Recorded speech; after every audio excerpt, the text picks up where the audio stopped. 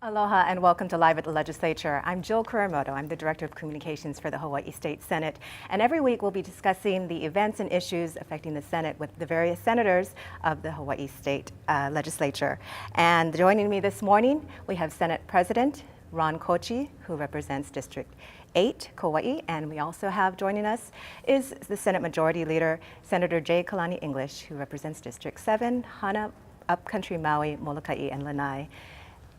Well, good morning, and thank you for joining us. And tomorrow the Senate convenes at 10 a.m.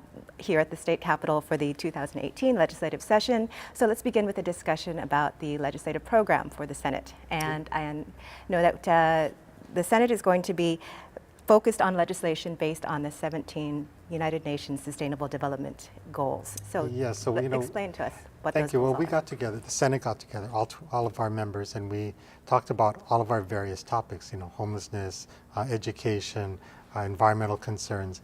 And what we found is they all fit in the UN, 17 UN Sustainable Development Goals. So we looked at this and looked at all of our existing programs and realized that if we adopt these matrix, this measurement system, then we have a way of measuring how we are progressing with the rest of the world.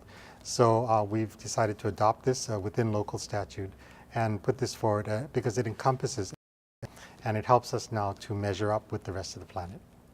No, I think it's safe to say that homelessness, housing, ensuring the safety and security of our residents and visitors in Hawaii is top of mind for most people. And the issues that will be addressed, this will be issues that will be addressed through the Senate's legislative program, including this weekend's event of the false ballistic missile threat.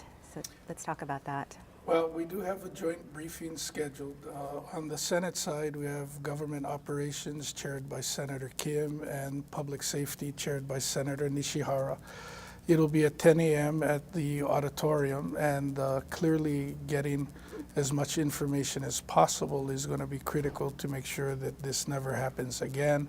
Also, if we do have an actual event, what we need to do to be better prepared than we were on Saturday, and clearly not having clear information on Saturday was a huge part of the problem. And so I really want to thank Olelo for having a program like this that brings that transparency, tries to get information to the public about the myriad of issues that we're going to be facing here at the legislature.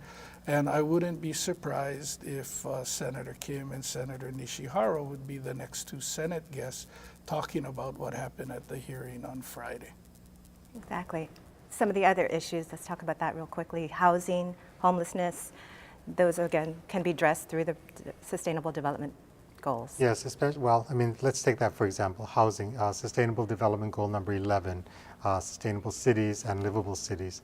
So housing is multifaceted, and one of the big things that we found, because the Senate took this up in our program the year before, and we did a lot of changes in how it operates. But one of the big things that we realized is, a lot of it comes with county zoning and how that works, and how people are allowed to build homes or add on to homes and make homes spaces available for living. So, I think we're in concert with the House on looking at how we can better the process, especially with an eye to the neighbor islands, because we have a lot of hidden homeless people that are literally in the bushes.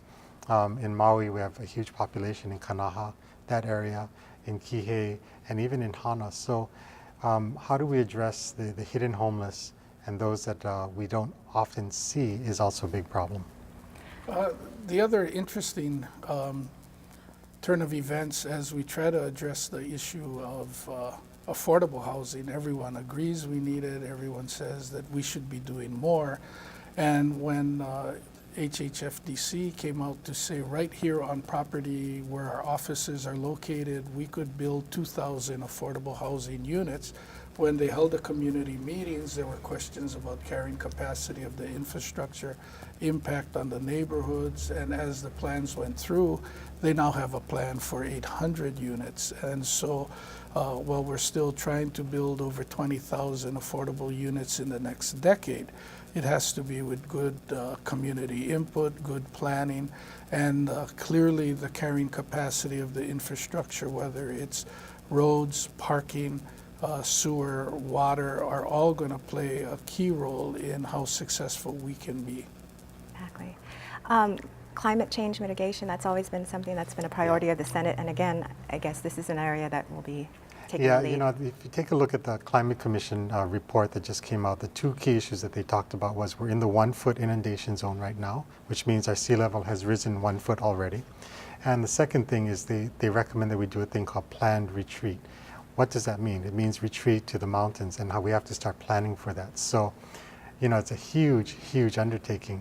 The electrical plants are in the inundation zone, so are sewer treatment plants, a lot of public infrastructure, a lot of schools, a lot of shelters, a lot of things like this. So as we move forward, now that we know this information, we have to start looking at how do we do the planned retreat, and which lands do we look at, and how do we systematically begin moving infrastructure from the inundation zone to safer areas.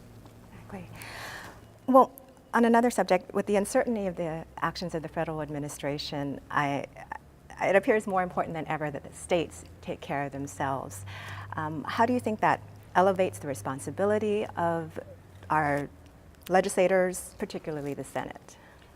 If you go back and look at my opening remarks last year, I commended Ways and Means Chair Tokuda for adopting over the previous 2 fiscal years conservative budgets. Well, we had money available to us.